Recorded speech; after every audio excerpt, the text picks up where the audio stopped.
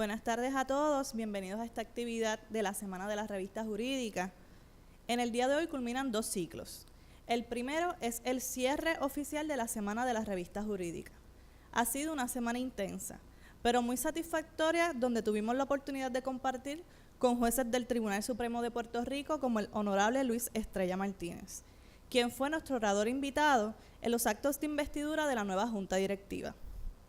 El Honorable Rafael Martínez Torres nos recibió en la visita al Tribunal Supremo y compartió con nosotros. Finalmente, el Honorable Anabel Rodríguez Rodríguez nos acompañó hace unas horas en nuestro famoso Brownback Lunch. Muchas gracias a cada uno de ustedes por sacar tiempo de su ajetreada agenda para compartir con nosotros.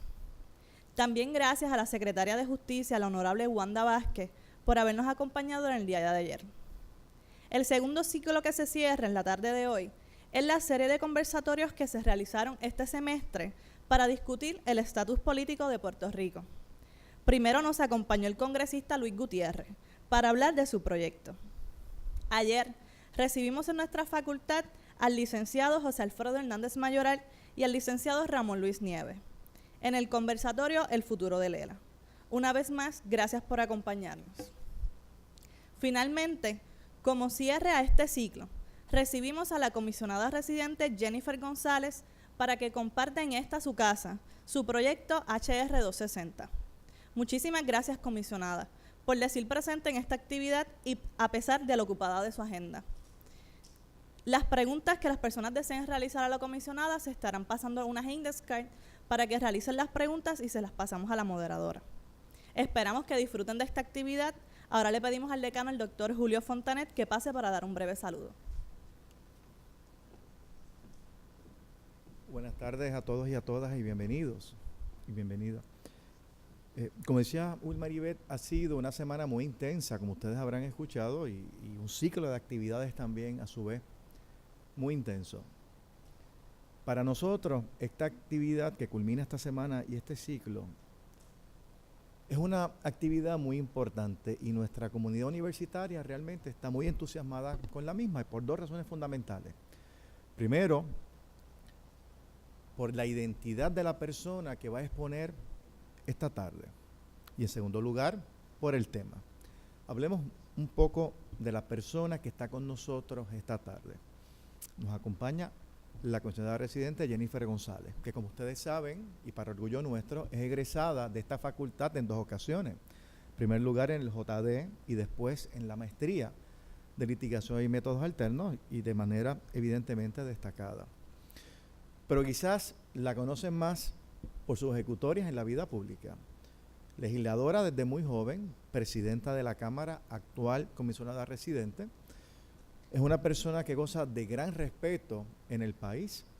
Tanto es así que en las pasadas elecciones fue la candidata a puestos electivos con mayor votos obtenidos por cualquier candidato. Y ello refleja el respeto, el grado de aceptación que tiene nuestra egresada, nuestra amiga Jennifer González en el país. Por otro lado, como mencioné, el tema es muy importante. Y lo es porque vivimos en momentos de grandes crisis económicas donde el tema fiscal monopoliza la discusión. Eso no puede impedir, no puede limitar el que un tema tan importante como el estatus se discuta. Y se discuta de la manera que debe ser. Y evidentemente, inclusive dentro del tema económico, hay quienes planteamos que el asunto del estatus es fundamental para atenderlo. Yo estoy seguro que esa visión también la comparte la comisionada residente.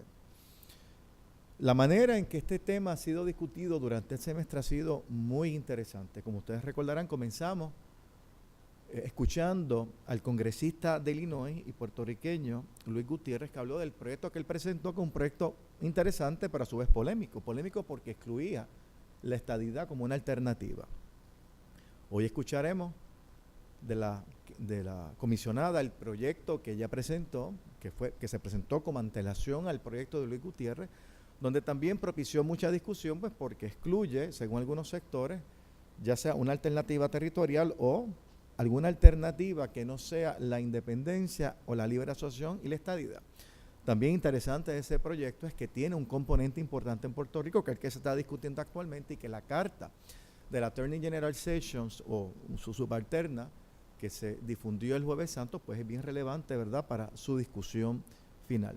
Así que ahí me parece que hay mucho que se tiene que decir, y quién mejor que la persona que propuso y que inició esta discusión. Discusión que es consistente con lo que ella dijo que iba a hacer como comisionada. Ustedes recordarán que logró que en la plataforma del Partido Republicano se incluyera una disposición donde se iba a respetar la voluntad del pueblo puertorriqueño, y que también expresó como parte de su campaña de que de los primeros, o el primer proyecto que iba a presentar en el Congreso es uno relacionado al tema del estatus. Así que ha cumplido con su palabra, y yo creo que eso es muy importante. Así es que hoy tendremos la oportunidad de escuchar más en detalle cuál es su visión en este momento, cuál fue la finalidad de ese proyecto, pero sobre todo en dónde estamos en este momento en relación al tema del estatus como consecuencia de todos los incidentes que han acontecido desde enero hasta el pasado Jueves Santo.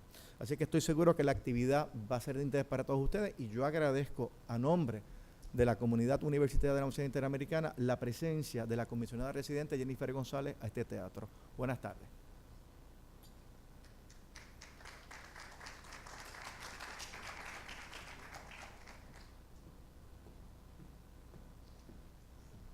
Gracias al decano por sus palabras. En esta tarde, la moderadora de esta actividad es la profesora Manuelita Muñoz.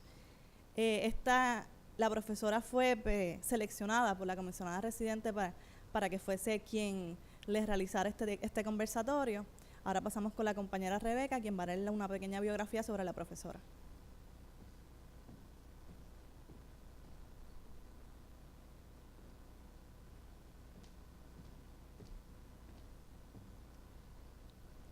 Buenas.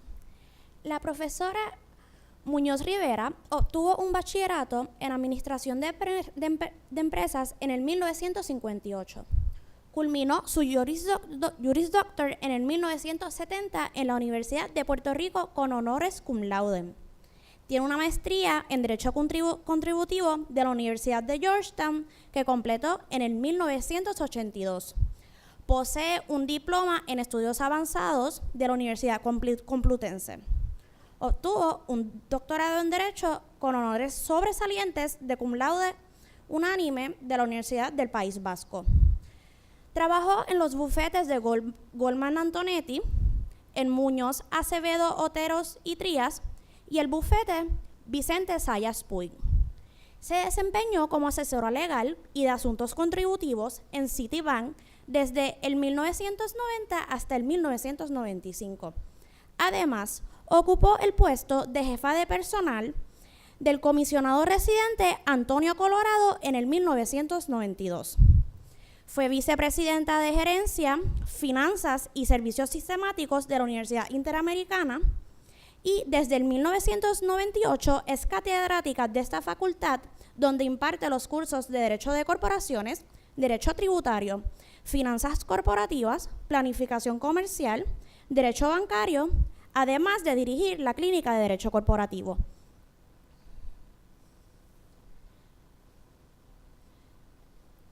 Gracias por acompañarnos, profesora.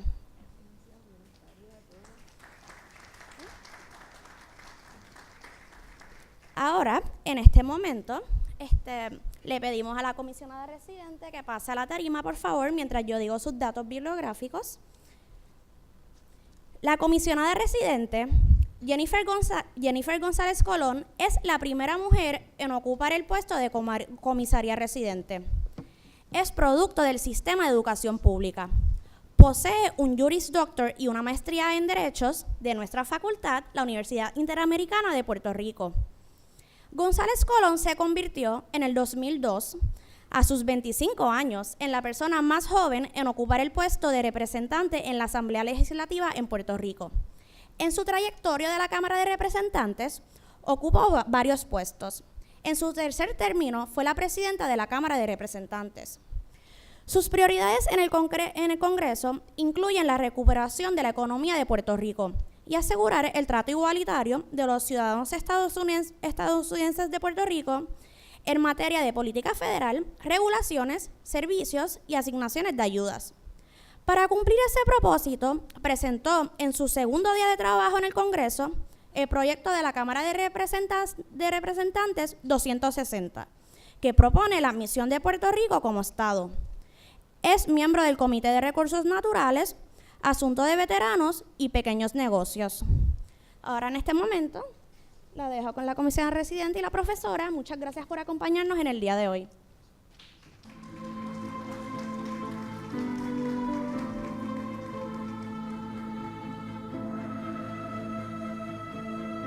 Este proyecto de admisión representa la aspiración de un pueblo que quiere superarse y que quiere ser tratado con igualdad.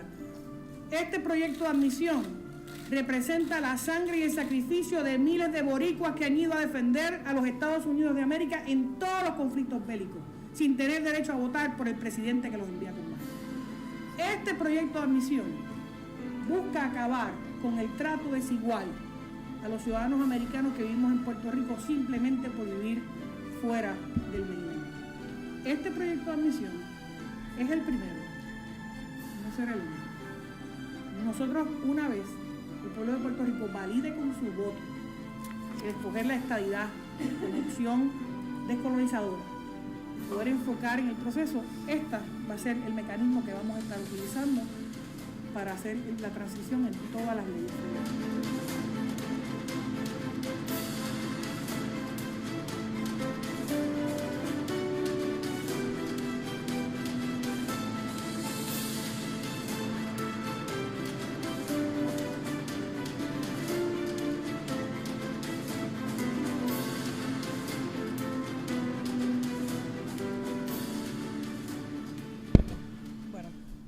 Buenas tardes, noches a todos ustedes. Gracias por la oportunidad de estar aquí. Gracias al decano de la Universidad Interamericana Facultad de Derecho, Fontané, por recibirme, a la invitación de la revista jurídica, por la invitación de hace algunos meses también, a la profesora Manolita Muñoz por permitirme estar aquí y permitirme a usted, ¿verdad?, el que pueda ser, ¿verdad?, la moderadora de este encuentro. Máxime cuando hay tantas cosas que han ocurrido desde la invitación oficial al foro, las comunicaciones en el Departamento de Justicia Federal las pasadas semanas, y me parece que todo el mundo quiere saber qué es lo que va a pasar en los próximos días, en las próximas semanas, con el asunto del plebiscito que vamos a tener el 11 de junio. Así que sobre ese y el proyecto de la Cámara 260, me parece que el ciclo de conferencias que se empezó a hacer en este recinto, donde soy egresada de esta Facultad de Derecho, me parece importante hablar en términos generales y en términos más específicos. Así que voy a ir, no les voy a dar una clase sobre asuntos procesales específicos, pero sí quiero hacer un recuento de algunos elementos importantes que a veces no los vemos, pero que marcan el trazo histórico de por qué estamos aquí y por qué se radica un proyecto. Lo primero es, llevamos 523 años de colonia. 523 años de colonia, primero 405 años bajo la colonia española, 118 años bajo el gobierno de los Estados Unidos.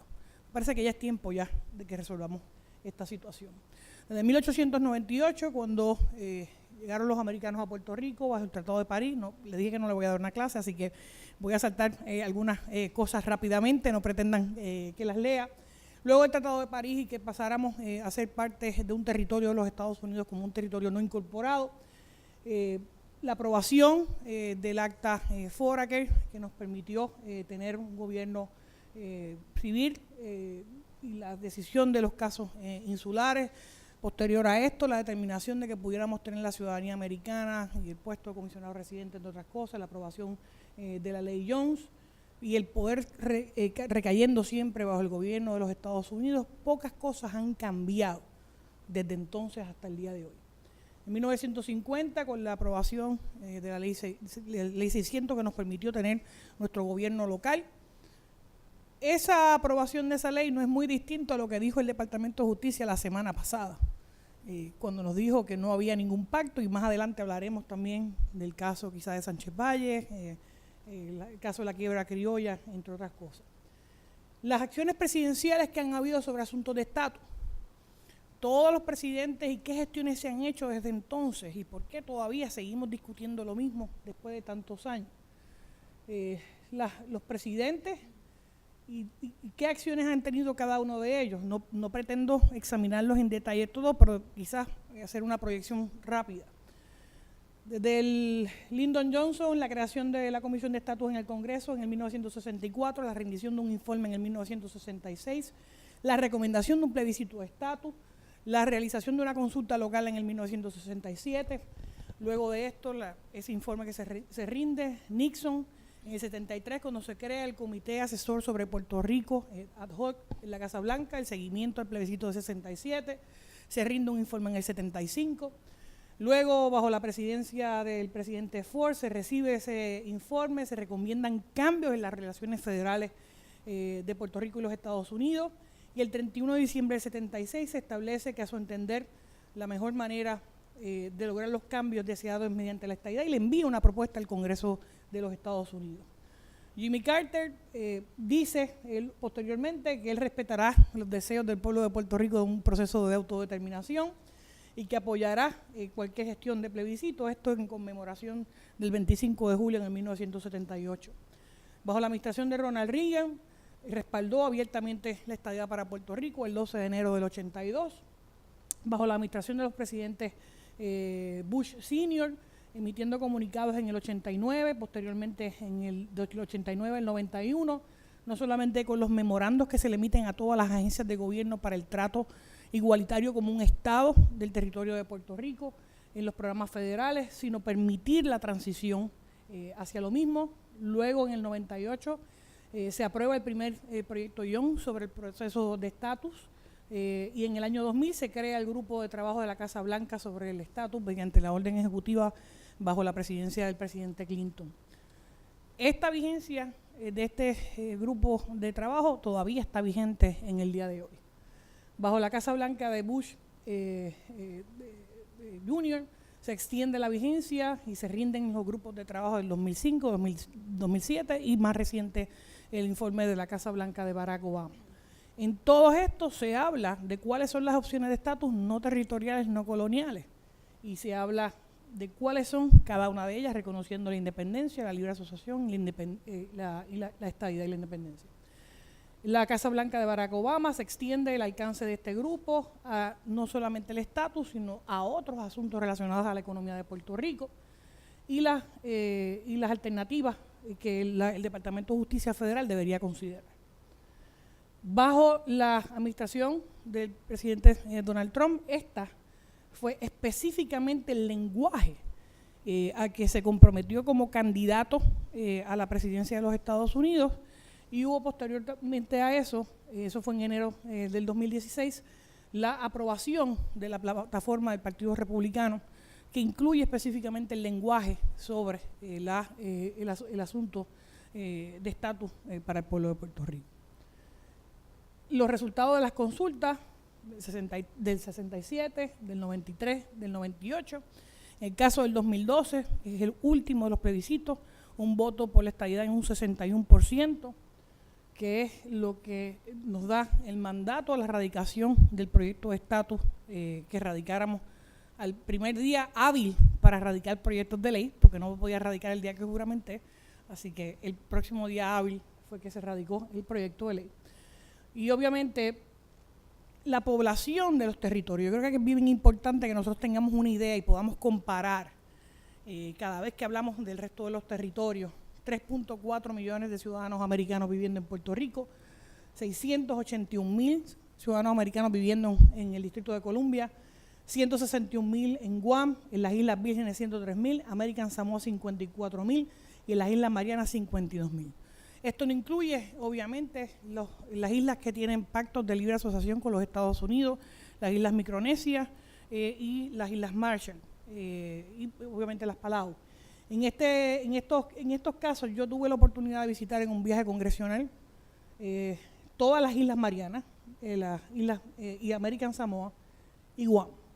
Así que no es lo mismo lo que se dice aquí en términos políticos de sus estatus políticos que irlo allá, irlo a ver y verlo con una comisión del Congreso.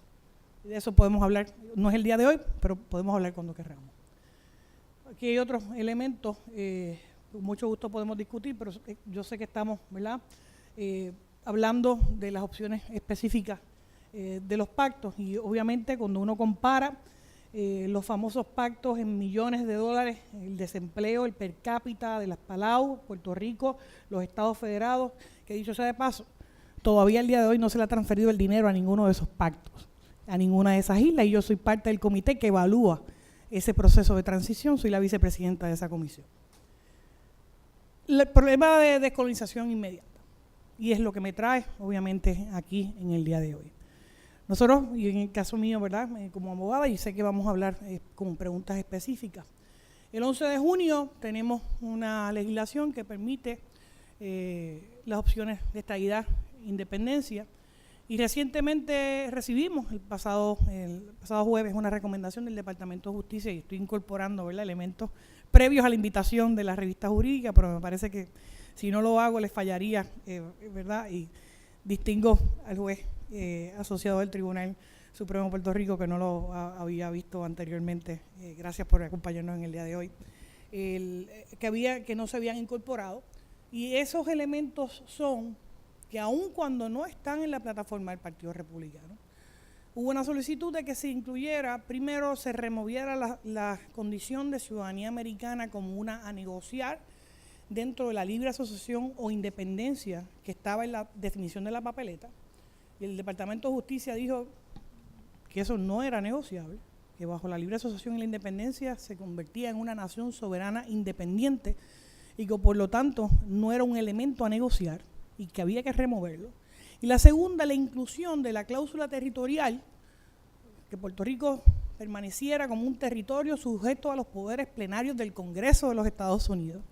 En otras palabras, permaneciera siendo una colonia como parte de la opción para que el pueblo de Puerto Rico votara.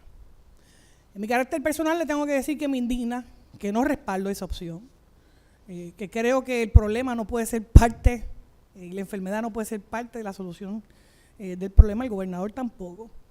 Pero es la primera vez que nosotros estamos logrando el que haya un plebiscito federal avalado por el gobierno federal, con la asignación de 2.5 millones de dólares que fueron asignados mediante la legislación de promesa, que requieren que el Departamento de Justicia Federal avale las definiciones puestas en la papeleta. Nunca antes, en ningún otro plebiscito, había requerido que las definiciones fueran definidas y aprobadas por el Departamento de Justicia de los Estados Unidos. Así que esta es la primera vez que eso ocurre. Así que en todos los plebiscitos anteriores, la legislatura local pudo haber incluido ELA con Disney World, agrandado, combo pequeño, agrandado, y pues el papel aguanta todo lo que la escribe. En esta, las definiciones son las que legalmente el Departamento de Justicia de los Estados Unidos entendiera no confligen con la política pública. Y aunque yo entiendo que la colonia no puede ser una de las opciones, la realidad es que también hicieron lo mismo con Hawái y también hicieron lo mismo con Alaska en sus procesos deliberativos. Lo que no esperaba el Departamento de Justicia es que el gobierno de Puerto Rico le dijera: ustedes quieren incluir la colonia como parte de las opciones. Y obviamente sujeto a la cláusula territorial, que es el nombre, ¿verdad?, correcto, como ellos lo plantearon. Vamos a enmendar la ley. Y esa fue la ley que se enmendó a principios de esta semana y que todavía se espera por la revisión del Departamento de Justicia, con quienes sostendremos reuniones la semana próxima. Así que esas son las opciones que tenemos, y una vez avalado este proceso, sería la primera vez que tendríamos un plebiscito vinculado con el gobierno federal. Han habido comunicaciones de congresistas, republicanos y demócratas, directamente, algunos de las comisiones de apropiaciones en la Cámara, donde entienden que ya el plebiscito está avalado por haber sido aprobado mediante promesa, y específicamente se le autoriza a la Asamblea Legislativa en Puerto Rico hacerlo. Y aquí hay distintas interpretaciones, y eso pues son elementos que nosotros consideraremos, ¿verdad?, más adelante. Los elementos importantes que ya quizás discutimos de la ley Jones, la ley de relaciones federales, la aprobación de la ley de 52, lo del grupo de trabajo, el caso de Sánchez Valle, que para mí obviamente también es importante porque recalca el que tras la Constitución, la aprobación de la Constitución del Estado de Libre Asociado de Puerto Rico, no hubo un cambio de estatus y no cambió nuestra relación colonial con los Estados Unidos, sino que quedó más clara todavía que nosotros no somos soberanos y que el poder sigue recayendo en el Congreso y que somos y permanecemos como un territorio y que ahora ni siquiera tenemos la capacidad de encauzar los casos por cometer delitos, a menos que, y obviamente solamente cuando se nos delega esa facultad. El caso de la quiebra, que repite lo mismo, la propia ley promesa. Yo creo que son elementos que nos recalcan una y otra vez nuestra condición colonial. En el caso de las Islas Marianas del Norte, el Congreso asumió los poderes migratorios tan recientes y hoy todavía se revisa el que son, en el caso de American Samoa, son nacionales y no son ciudadanos americanos, que son otros de los elementos de ciudadanía americana que con mucho gusto podemos discutir más adelante. Están los elementos del poder político, no lo vamos a discutir, pero yo quería discutir la situación económica. La situación económica, cuando comparamos el desempleo en Puerto Rico un 12%, Hawái 2.8%, Mississippi 5.7% y los Estados Unidos 4.7%, son números reales del censo. Cuando revisamos cuánto es el ingreso promedio en Puerto Rico, $18,000 al año versus Hawái $64,000 y Mississippi $40,000. Y cojo Mississippi porque es el estado más pobre de los Estados Unidos. Así que estoy tomando el estado más pobre y la media de los Estados Unidos, que es $55,000, a los números del 2015, que es la data más reciente. Y Puerto Rico $18,000. Por esto es que Texas viene a cada rato a reclutar nuestros maestros para llevárselos a trabajar allá, a ganarse el doble de lo que se ganan aquí. Por eso Maryland viene a buscar nuestros policías para reclutarlos y trabajar allá. Por eso es que cada estado viene a reclutar los profesionales nuestros. Y nuestra gente se va no porque quiere, se va porque va a buscar mejores oportunidades de empleo o porque van a tener condiciones de salud. Esa es la realidad. Pero las condiciones económicas aquí son las que vemos ahí. Las condiciones de pobreza en Puerto Rico representan el 46.7%. Puerto Rico representa 46.7% de los niveles de pobreza. El estado de Hawái, 11.5%. Mississippi, que es el estado más pobre, 21.9%. Y al nivel de la nación es 13.5%. Esta condición colonial en la que vivimos representa la pobreza. La condición en la que vivimos es la pobreza. Por eso yo soy estadista. Por eso yo creo que el modelo de la estadidad, ahí están, les estoy dando 3 ejemplos. Hawái, Mississippi y la media nacional. Todos los estados han logrado echar sus economías para adelante. Puerto Rico no va a ser menos que eso, al revés. Vamos a contribuir en términos de mejorar nuestra situación. ¿Cuánto es el ingreso promedio la hora? Puerto Rico, $14 la hora. En Hawái, $23.59. Una isla también igual que nosotros. A nivel de Mississippi, el estado más pobre, $15.53 y a nivel nacional, $23.52. Puerto Rico tiene que considerar si nos vamos a quedar viviendo bajo los niveles de pobreza. Cuando vemos ese 46.7% bajo los niveles de pobreza, yo no les estoy incluyendo ahí la gráfica de que casi el 68% de la niñez en Puerto Rico está bajo los niveles de pobreza. Así que nuestras madres y nuestros niños están bajo los niveles de pobreza en todas las escalas a nivel nacional.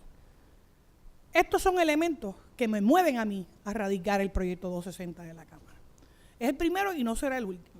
El proyecto de la Cámara 260, aunque han habido otros proyectos de estatus, es la primera vez que un comisionado residente radica un proyecto de admisión, un acta de admisión, una petición formal de admisión.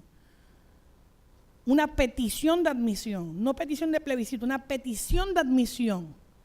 Nunca antes eso había ocurrido. ¿Y cómo diferencia ese proyecto de los demás proyectos? Es el único proyecto que provee para el día del 11 de junio, una vez el pueblo de Puerto Rico ratifique su voto por la estadidad, el proyecto provee el vehículo para que se enmienden todas las leyes federales en un solo proceso. Le da instrucciones a todos los jefes de agencia, a todas las leyes federales, a enmendarse en un solo proyecto de ley. Provee el proceso de transición para la selección futura de sus representantes, que es otro de los elementos importantes, porque no es que de la noche a la mañana tú haces un censo. para verificar cuáles van a ser los distritos representativos en Puerto Rico. Cómo el secretario, el clerk de la Cámara va a hacer esa redistribución electoral a nivel local, cómo se van a asignar esos asientos, si la población va a seguir decreciendo. Cómo empieza el ciclo para establecer el colegio electoral en la isla. Esto es un proceso mucho más complicado. Por eso la fecha del 2024 en términos de calendarizar las elecciones presidenciales, calendarizar el proceso de reorganización de los distritos electorales para permitir que Puerto Rico pueda insertarse a nivel nacional. Cuando vemos también, obviamente, los ingresos, los niveles de desempleo, en términos de los fondos, la prevención en el narcotráfico en Puerto Rico se invierte en $36 millones al año. Y esto es peleando, esto es buscando, cabildeando, un congresista sin poder al voto en el hemiciclo. No hay nada más indignante que eso.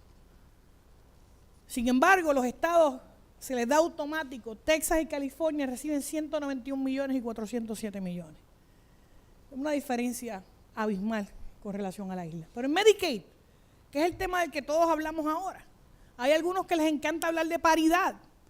Queremos paridad en el programa de Medicaid, queremos paridad en el programa de educación, queremos paridad en los fondos federales de carretera, queremos paridad en X programa, pero cuando viene el momento de decidir el estatus, no, ahí no queremos paridad. Nosotros tenemos que tomar una determinación sobre nuestro futuro político. Y no puede ser que para unas cosas queremos paridad en los chavos, pero para otras no queremos paridad con la igualdad de derechos. Una cosa tiene que venir amarrada de la otra. Y los veteranos, los más de 93,000 veteranos que están hoy inscritos en Puerto Rico, y los más de 211,000 veteranos puertorriqueños que han dado su vida en combate, que han estado participando en todos los conflictos de guerra, yo creo que se merecen mucho más que esto en nuestra isla. En Oklahoma se dan $3.5 billones. Claro, nosotros tenemos un tope, tenemos un cap. No podemos recibir mucho más de eso porque somos un territorio y se discrimina contra los territorios. Una diferencia de $2.5 billones. La gran diferencia para Oklahoma es automático, para nosotros hay que cabildearlo. Y en este momento no tenemos la garantía de que ese dinero se vaya a asignar. 2.5 billones versus $1 billón. Y esto sin añadirle que no cualificamos para el Seguro Social Suplementario. Yo pudiera hablarles aquí de la diferencia de fondos federales en cada uno de los programas, en vivienda, sección 8, los fondos TAM, cupones de alimentos, los programas de seguro de inundaciones, FEMA, cuerpo de ingenieros. Pudiéramos hablar de eso toda la tarde. Tengo la data. Es parte de lo que no se nos trata igual. Podemos recibir $6,000 millones del presupuesto consolidado en fondos federales. No compara con el propio informe Delgado que dice que recibiríamos más de $10,000 millones al año en la totalidad de los programas a nivel federal. Y en términos de desarrollo económico, ni hablar. Esto lo que plantea es que van a haber varios vehículos legislativos a nivel federal para atender el asunto del estatus. El primero que tiene que ocurrir es la aprobación del Departamento de Justicia Federal al plebiscito local. Una vez eso ocurra, que debería ocurrir en las próximas semanas, el plebiscito que se realice va a activar a la Comisión de Recursos Naturales en la Cámara para el proyecto de estatus. Que dicho sea de paso, ya logré que en el comité de trabajo y en la agenda de trabajo del comité se incluyera atender el asunto del plebiscito de Puerto Rico. Eso se aprobó, no voy a decir por unanimidad porque el Partido Demócrata le votó en contra del plan de trabajo, pero yo logré incluir el asunto de atender el plebiscito de Puerto Rico como parte del plan de trabajo en la Comisión de Recursos Naturales en votación en pleno. Así que esto es parte de la discusión. Tan reciente como hoy, el congresista Tom MacArthur y yo estábamos hablando del asunto, de cómo interactúan los elementos de estatus en cada uno de los programas. Si cualificamos para el Seguro Social Suplementario. Hoy Puerto Rico solamente recibe $74 de una de las porciones del Seguro Social Suplementario versus los $777 que deberíamos estar recibiendo por participante, que no recibimos. Eso es nada cuando lo comparamos con otras cosas. El proyecto de la Cámara 260 es un proyecto, no es el proyecto final. Es el statement de que el pueblo de Puerto Rico votó en el 2012 e hizo una exigencia a favor de la estadidad. Yo estoy siendo la mensajera del mandato del 2012. Y en junio de este año habrá otro plebiscito. Y ese mandato va a activar el proceso natural de que se atienda por el Congreso, como Dios manda, qué vehículo se va a utilizar. Y habrá este proyecto y habrán otros más que activar, como lo dije el primer día, y habrán otros proyectos para trabajar también con este asunto del estatus. Y en la vía del Ejecutivo también. Por eso también en las órdenes ejecutivas que se han aprobado por parte del presidente, en algunas de ellas ya se ha incorporado el trato, ¿verdad? En el área de salud, se han ido eliminando escollos que antes había. Así que con esta brevísima introducción voy a dejar a la profesora Manuelita Muñoz para que entonces ahora venga, como dicen por ahí, el proceso de masacrar a uno con las preguntas.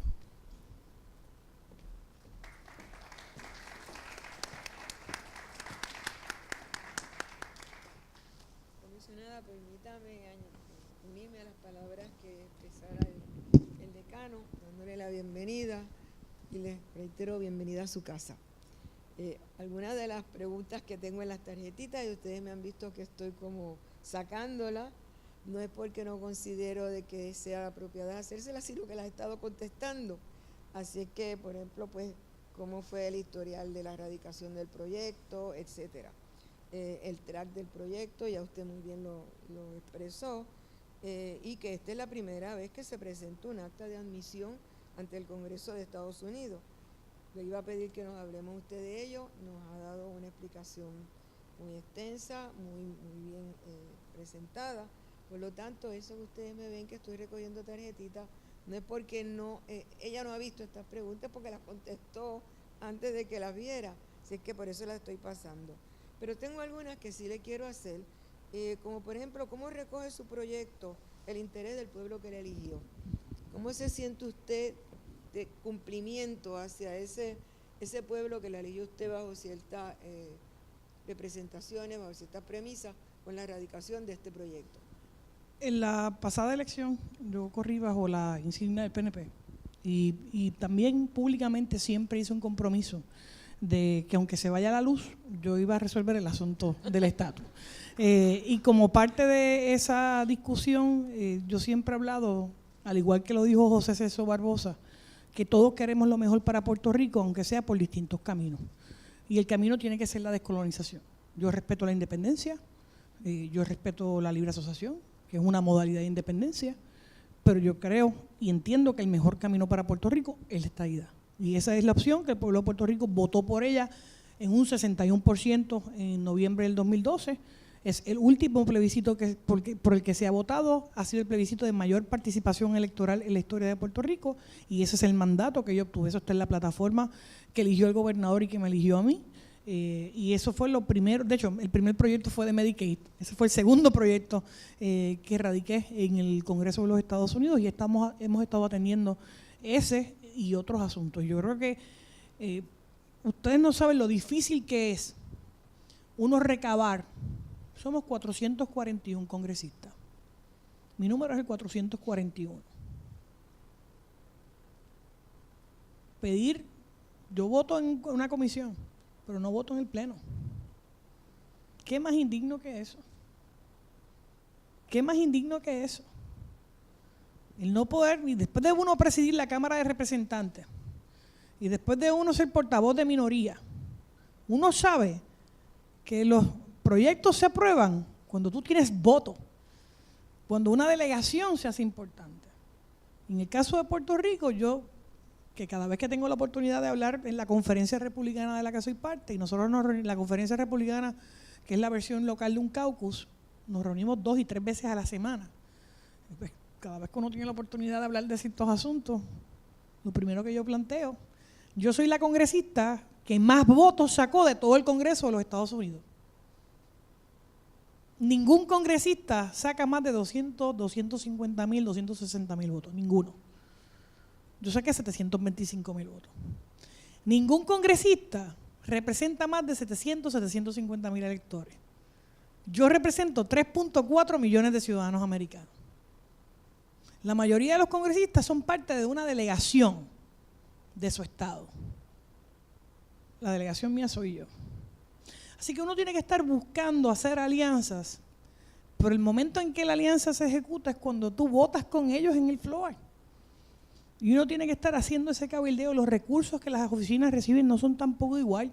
Así que es el decir que podemos seguir viviendo bajo el territorio y que esto nos da poder y que las cosas se pueden arreglar cuando tú no tienes poder donde se toman las decisiones, es seguir viviendo de la buena fe de que alguien nos vaya a dar, y siguen recortándose fondos a nivel federal, se siguen recortando programas federales, se siguen cerrando agencias, y eso implica que a alguien le van a quitar. Y en el momento en que Puerto Rico no tiene poder político para votar por el presidente de los Estados Unidos, para escoger sus senadores, que no tenemos, para escoger sus congresistas, obviamente en el caso nuestro, gracias a Dios que yo respaldé a Marco Rubio y que por lo menos tengo un senador republicano. Pero ¿qué otro senador Puerto Rico tiene para defender los asuntos de salud que no sea el senador Rubio, el senador Hatch y el senador Nelson de Florida? Esa es la realidad. Yo veo muchas personas hablando de unirnos y que la diáspora busque aquello del otro, pues yo no veo a ninguno de esos haciendo cabildeo para que nos den el rebate del RON, que extienda la sección 199 para las corporaciones domésticas haciendo negocios en Puerto Rico, ni para que nos den el Income Tax Credit, ni para que nos den el Child Tax Credit, ni para que nos incorporen los proyectos del Task Force que fueron bipartitas, ni para que se aprueben enmiendas de Small Business, ni para que se atiendan los problemas de veteranos. Es bien chévere hablar de eso en foros, pero donde el gas pela, que es aprobando proyectos de ley, no están. Y esas coaliciones se dan con los votos. Esto me lleva a la próxima pregunta. ¿Sus compañeros congresistas entienden el reclamo de Puerto Rico y el rol histórico en que se encuentra? Mira, cada ciclo electoral son de 2 años. Cada congresista va por 2 años. El único congresista que está 4 años soy yo. Así que cuando ellos están allí, lo que están pendientes es a su estado. Y la prioridad o el énfasis lo tenemos que hacer nosotros, que ahora estamos bregando con promesas, con negociaciones de bonistas, con una situación fiscal. Y el recuerdo que tiene casi todo el Congreso es que Puerto Rico no pagaba sus deudas, que decidió trancar, que nos vale, y limpiar la imagen de Puerto Rico es lo que se está haciendo ahora, mientras a la vez se va pidiendo que nos asignen los fondos de Medicaid. Así que las imágenes también cuentan aquí, ¿sabes? Y el esfuerzo que se está haciendo el secretario de Salud, el gobernador, las visitas, el grupo del sector privado ha sido bien importante en los pasados meses, tengo que decir, han sido un elemento y un factor importante en esta gestión de cabildeo. Se han estado haciendo las visitas y las gestiones. Obviamente hay unos propios tranques dentro de la delegación republicana sobre el asunto de salud, que es un ejemplo. ¿Y qué vuelve a tomar determinación? Las delegaciones dentro de esos caucuses. Puerto Rico tiene un delegado que no tiene derecho al voto. Cuando yo escucho líderes políticos que dicen que eso está bien, tener un delegado que hable pero que no vote, eso es como, imagínense aquí que usted envíe legisladores a la legislatura y que no puedan votar.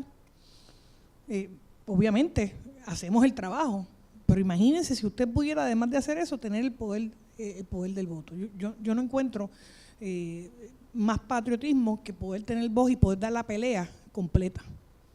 Voy a sacar mis preguntas de orden, tenía un orden. Usted mande y yo obedezco. Voy a sacar, y usted me va a permitir que me refiera a la ocasión en la cual yo serví en la oficina del comisionado residente. Por eso me preocupa.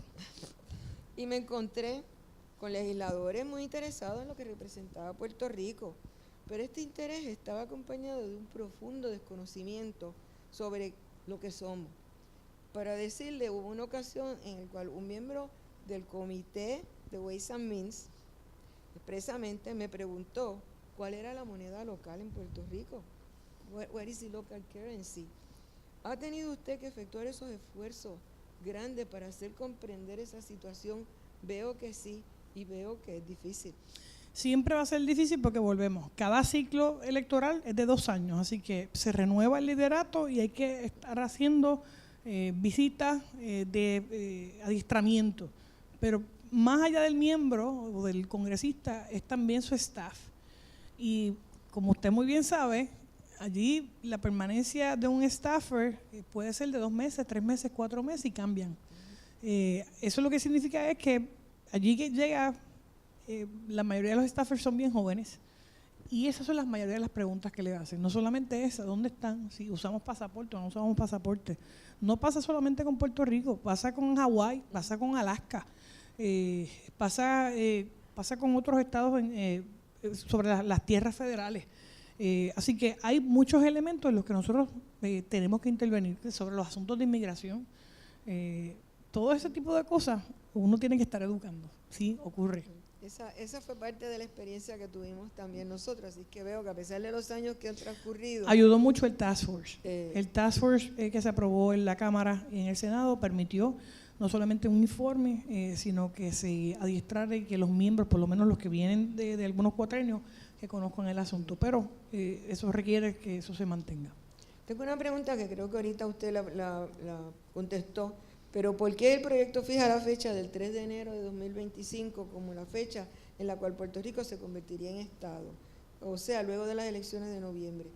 ¿Por qué, ¿a qué corresponde esa fecha? Si si el pueblo de Puerto Rico vota a favor de la estadidad con el favor de Dios y la Virgen en junio de este año, tiene que comenzar un proceso en la Cámara de aprobación de esa legislación en Cámara y Senado.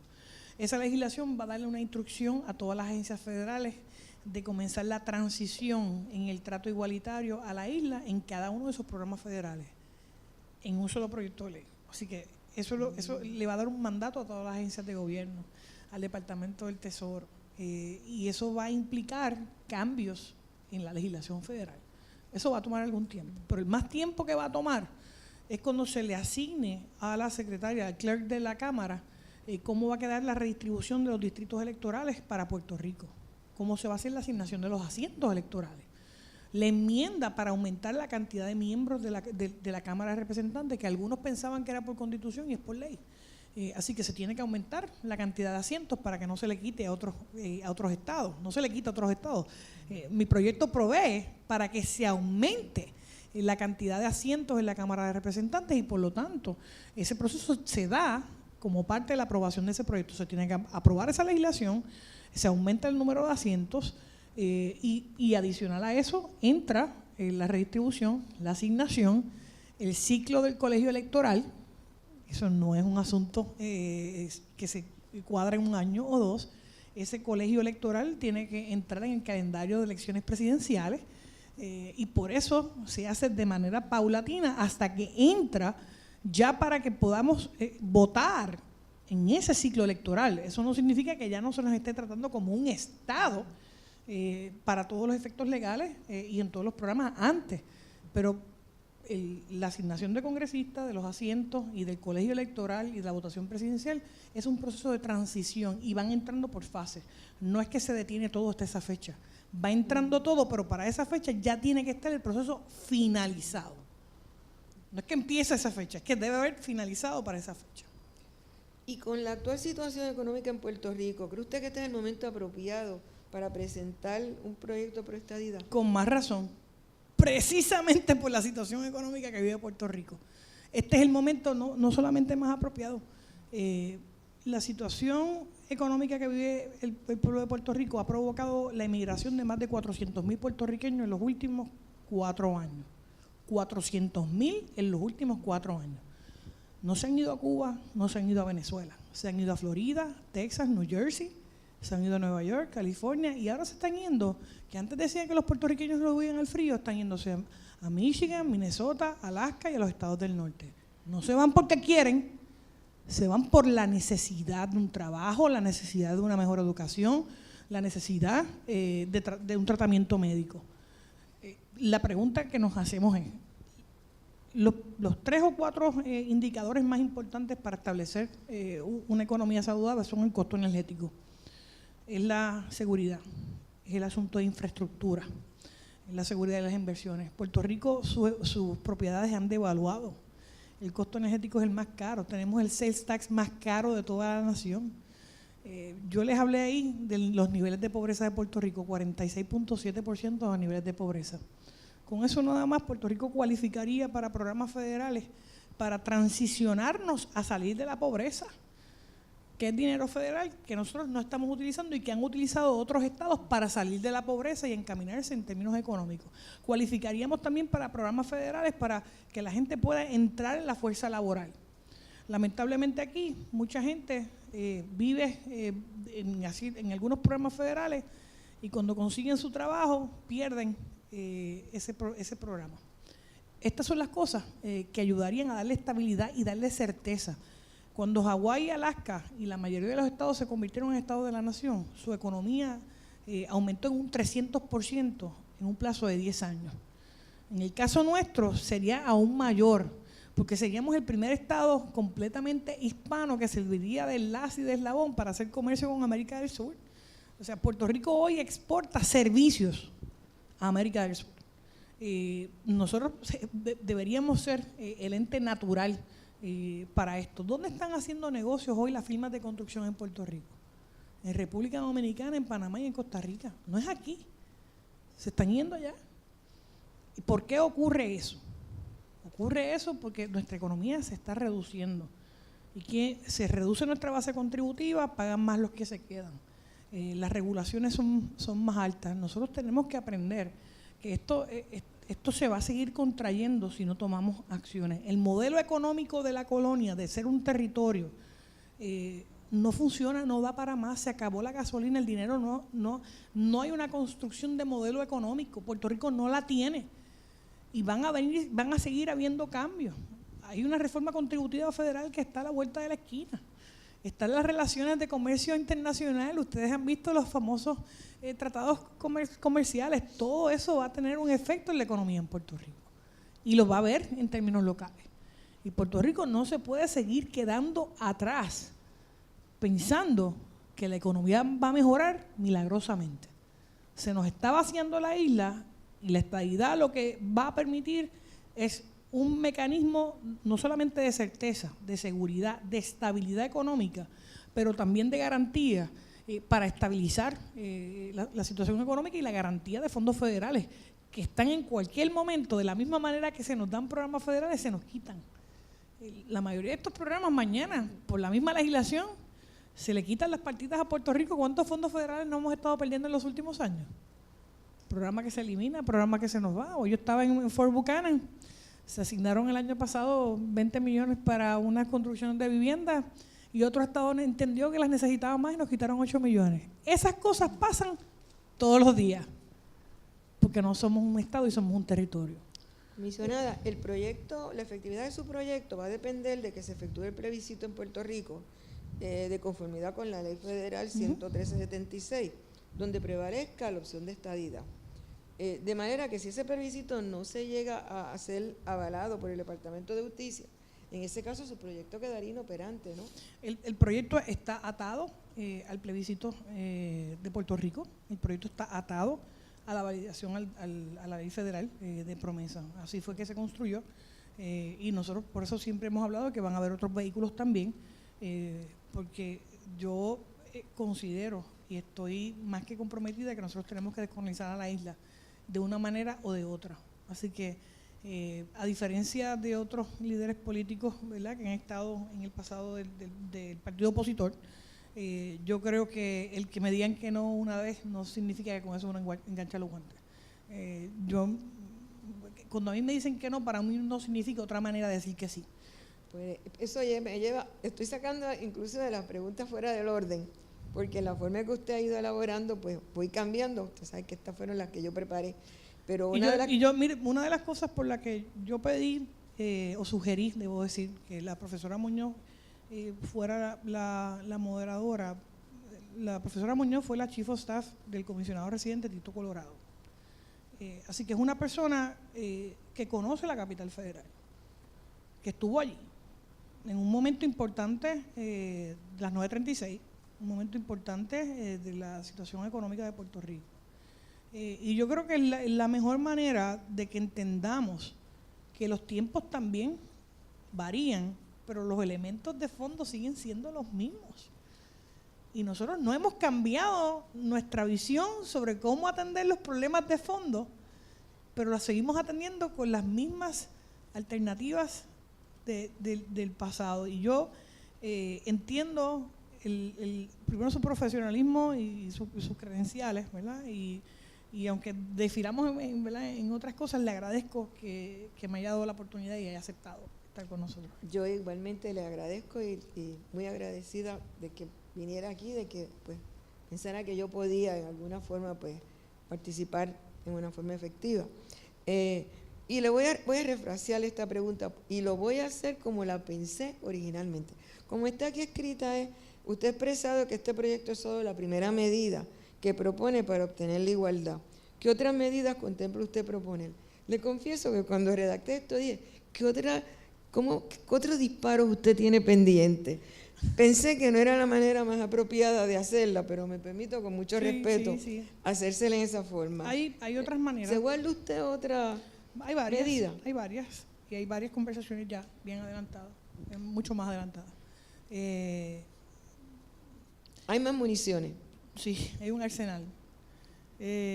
Usando su analogía, ¿verdad? Por eso, exactamente. Sí, porque como a mí siempre me van a sacar de contexto y a usted no, pues yo la refraseé, pero me atreví No, pero a usted no la van a sacar de contexto. Como a mí sí me van a sacar de contexto, usando sus palabras, sí.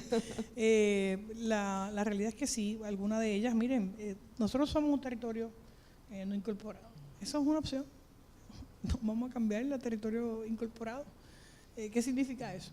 Eso dispara otras cosas. Hay muchísimos elementos. Aquí hay conversaciones con muchos otros congresistas sobre otras medidas. Te puedo decir que no estoy sola en ellas y que mis coauspiciadores son republicanos.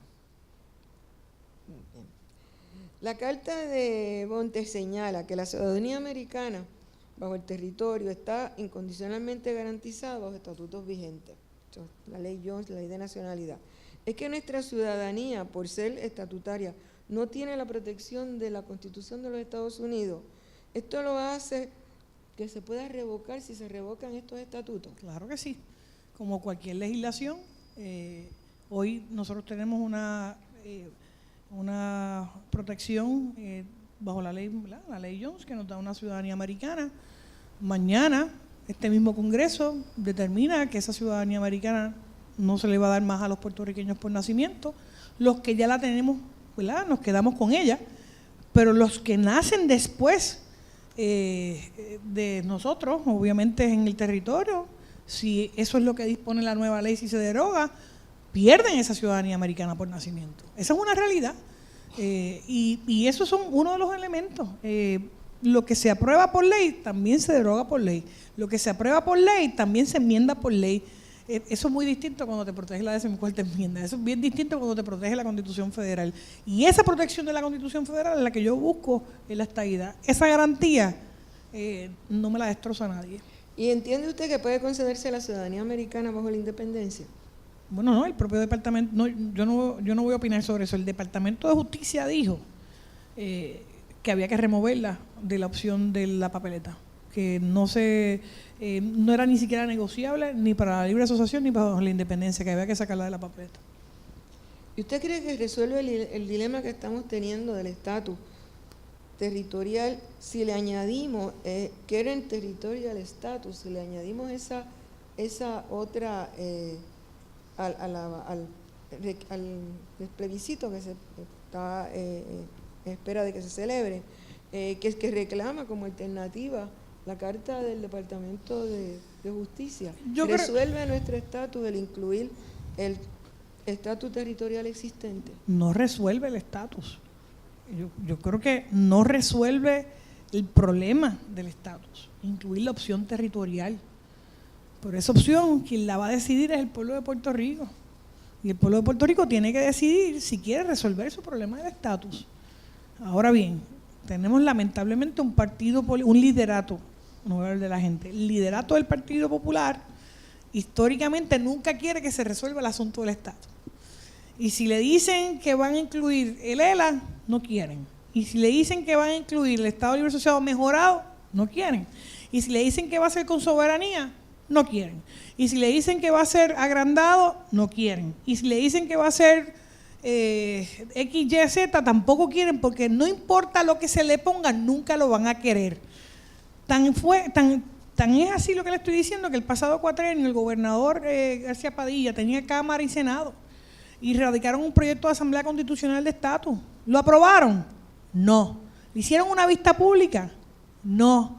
¿Por qué? Porque nunca van a querer resolver el asunto del estatus. Convocaron a la Junta de Gobierno del Partido Popular.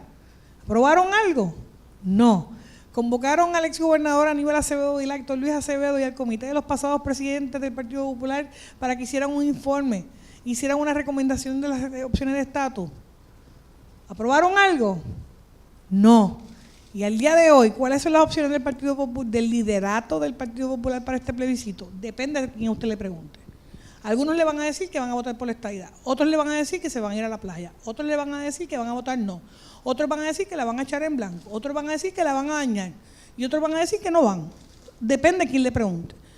Y aunque suene ridículo, la realidad es que por los últimos 50, 60 años ese liderato, hoy es una cosa, mañana otra. Lo importante es que para ellos nunca es meritorio tomar una determinación final porque les gusta vivir cuando otros los manden, cuando otros toman decisiones y se sienten cómodos cuando no tienen poder político y viviendo en la colonia. Yo creo que el pueblo de Puerto Rico se merece ya tomar una determinación, si es en la libre asociación, que es una modalidad de independencia, si es la independencia o si es la estadidad, pero salir de estar resbalando en el bache colonial una y otra vez. Y aquellos que no creemos en la colonia, como yo no creo en ella, yo creo que tenemos una responsabilidad histórica de movernos, ir a votar por las cosas en las que creemos.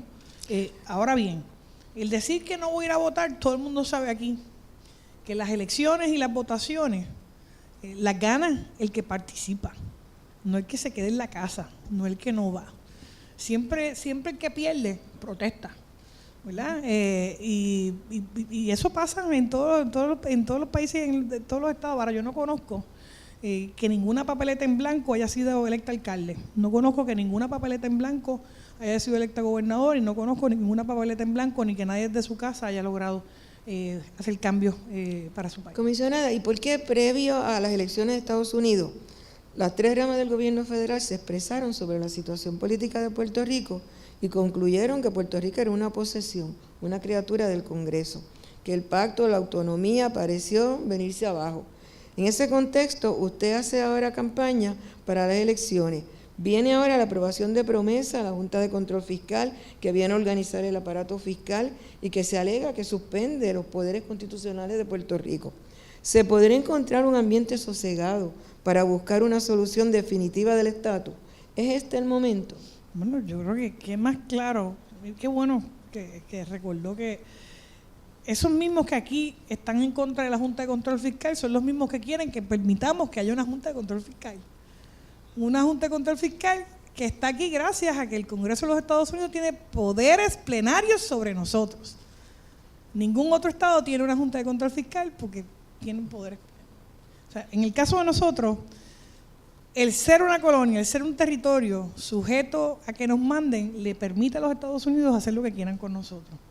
Lamentablemente aquí tenemos dos discursos.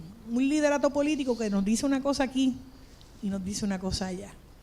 Aquí nos envalentona y se ponen bravucones, pero a la hora de la verdad van allá a decir que quieren seguir siendo territorio y que quieren seguir siendo parte de la colonia, que quieren seguir siendo... Le pregunto entonces... Vuelvo y ahora le contesto la pregunta.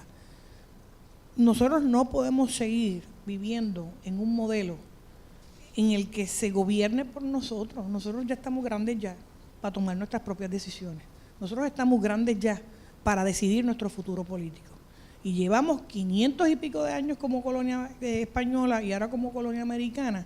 Y el resto de los territorios, cuando yo los visité, la gente de Guam, América Samoa, sus delegados, demócratas y republicanos, me decían, yo puedo entender que yo no puedo hacer un estado de la nación porque yo represento 55,000 habitantes. Yo puedo entender que yo no soy un estado porque yo represento 100,000, o porque yo represento 60,000, o porque yo represento 600,000, pero ustedes son 3.4 millones, porque ustedes no quieren ser un estado. Y esa oportunidad la tiene el pueblo de Puerto Rico. No nos quejemos si no aprendemos a quejarnos, y las quejas se hacen en las urnas. Y esa es la oportunidad que tenemos el 11 de junio. Me atrevo a hacerle esta pregunta. Zumba. En su experiencia, haciendo uso de su anterior rol como congresista en Puerto Rico y ahora que es usted comisionada residente, esa aparente flexibilidad en el Ejecutivo americano con que se mueve la opinión de naturaleza política, se mueve la opinión en el Ejecutivo, ¿esto responde solo a una oportunidad de naturaleza política o puede decirse que hay un plan dirigido para mantener el estatus colonial de Puerto Rico? Que si hay flexibilidad para que se Esa atienda. flexibilidad que tiene el Ejecutivo, que a veces nos tratan de una manera, a veces nos tratan de otra, a veces pues nos acomodan en distintas posiciones, y esa aparente flexibilidad, ¿a qué responde? ¿Es una oportunidad de naturaleza política? ¿Lo hacen como motivo político? ¿O se puede decir que hay un plan dirigido para mantener el estatus colonial de Puerto Rico? Mire, yo creo que el gobierno federal, si hay algo que reconoce, es a nuestros veteranos. Y aquí la gente no entiende que nosotros tenemos una participación, somos de los estados con mayor participación en las Fuerzas Armadas, 211,000 en nuestra historia. Tenemos una participación en las Fuerzas Armadas más alta que la mayoría del resto de los estados, primero. Y eso sí, en los Estados Unidos se respeta y se valora. Lamentablemente aquí en Puerto Rico no aprendemos a respetar el trabajo y el sacrificio de nuestros hombres y mujeres en uniforme. Y deberíamos aprender a saludar y a darle las gracias a esos hombres y mujeres que muchos de ellos no regresan a su casa por defender nuestras libertades y nuestra democracia. Eso es lo primero y es una nota muy personal. Lo segundo, de la misma manera que nos mudamos en un pasaje de JetBlue o de American Airlines y nos mudamos a Florida o a cualquier otro estado, allá automáticamente sacamos la licencia y votamos. Ellos entienden eso perfectamente. Por ejemplo, Florida y todos los de la costa este lo entienden perfectamente. Los que no los entendemos somos nosotros mismos, que a veces tenemos un complejo de autoestima baja y nos creemos que los americanos son más que nosotros y que nosotros no podemos ser iguales. Nosotros somos mejores. Lo que pasa es que nosotros tenemos que aprender a tomar la determinación, y Puerto Rico siendo un estado seríamos mejor de lo que somos ahora porque tendríamos las herramientas para estar en la mesa donde se toman las decisiones. A eso es lo que yo aspiro. Hay otros que aspirarán a que nos sigan, ¿verdad?, tomando decisiones por nosotros. A mí me gusta dar las peleas por la gente y eso es lo que uno haría, pero con las herramientas en la mano. Hay esa disposición, pero ese reclamo tiene que venir de aquí, tiene que venir del mandato y el mandato será un plebiscito. Uno de los proyectos que usted está proponiendo para dirigirse a establecer, es establecer a Puerto Rico como un enterprise zone. Domesticar a Puerto Rico bajo Estados Unidos en cierta área fiscal. ¿Qué beneficios se alcanzarían con ello? Sé que usted está trabajando y ha participado en reuniones sobre este desarrollo.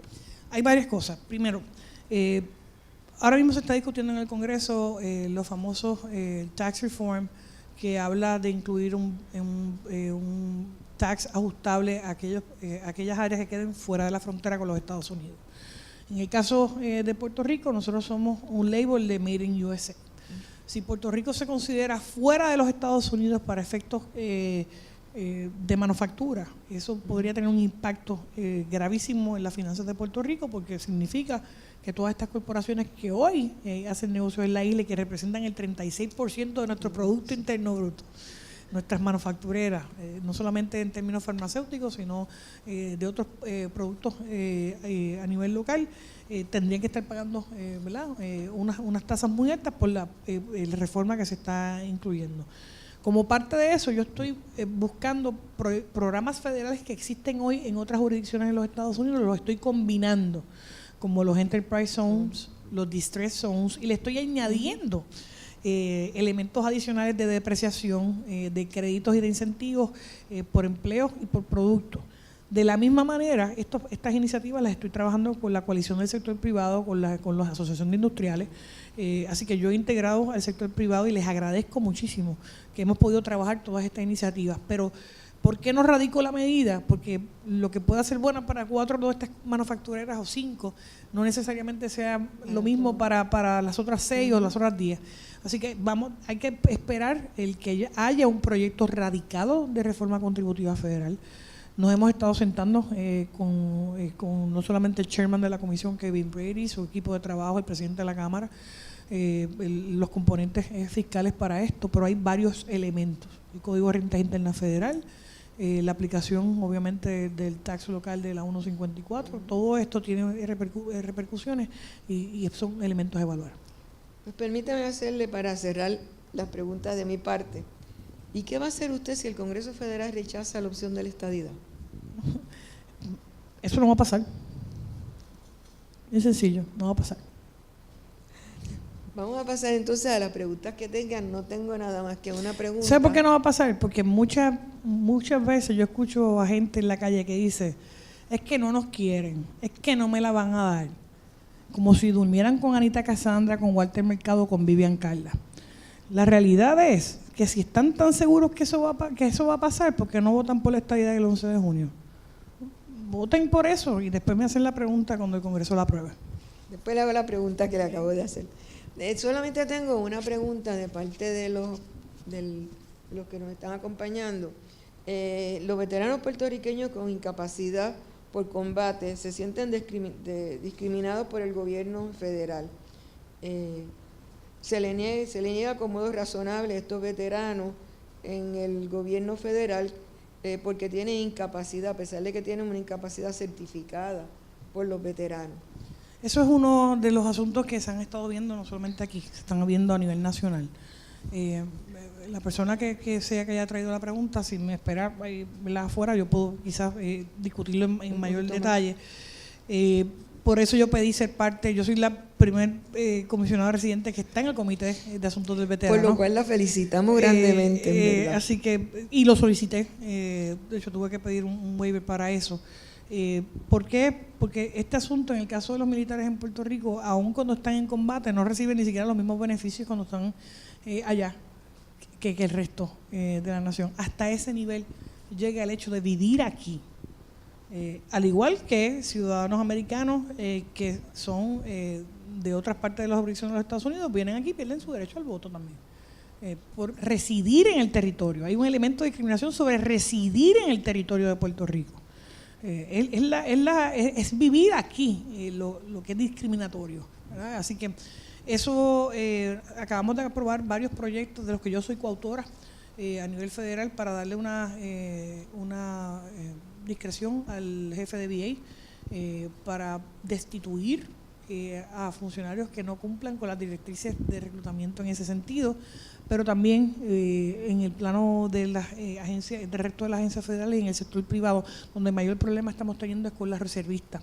Reservistas que tienen que hacer sacrificios para moverse para su deployment, y en el sector privado muchas veces no se respeta que están protegidos federalmente. Ese tipo de casos, mi oficina los trabaja. Así que voy a aprovechar 723-6333, 723-6333, y nosotros tenemos 2 personas asignadas para trabajar no solamente casos de veteranos, casos de inmigración, casos de ciudadanía americana o casos de cualquier agencia federal, seguro social, cualquier asunto que tenga que ver con agencias federales. En mi oficina tenemos personal que puede asistir con esto, 723-6333, y a través también de la página web, me parece que es gonzalezcolon.house.gov. Me permito recordarle que en una ocasión que conversamos anteriormente, usted me preguntó, ¿qué me recomienda? Le dije, comisionada, ¿a qué momento era usted candidata? Los viejitos y los veteranos. ¿Se acuerda? Si no hay ninguna otra pregunta, no tengo más ninguna, o hay más. Bueno, queremos agradecerle a la profesora, a nuestra moderadora, la morobeña, la profesora Manuelita Muñoz, que nos de la diáspora de Morovi. Que no se mencionó en su biografía y después me regaña cuando pase por su oficina, que no mencioné que es morobeña también. Muchísimas gracias, comisionada, por acompañarnos en la tarde de hoy. Yo sé que tiene una agenda bien cargada cada vez que viene a Puerto Rico, así que de parte de la revista, de la facultad, del decano, le agradecemos inmensamente por aceptar nuestra invitación. Sabemos que hubo muchos cambios desde que se hizo la invitación para que hablara de su proyecto hasta el día de hoy. Gracias también por abordar todos esos temas.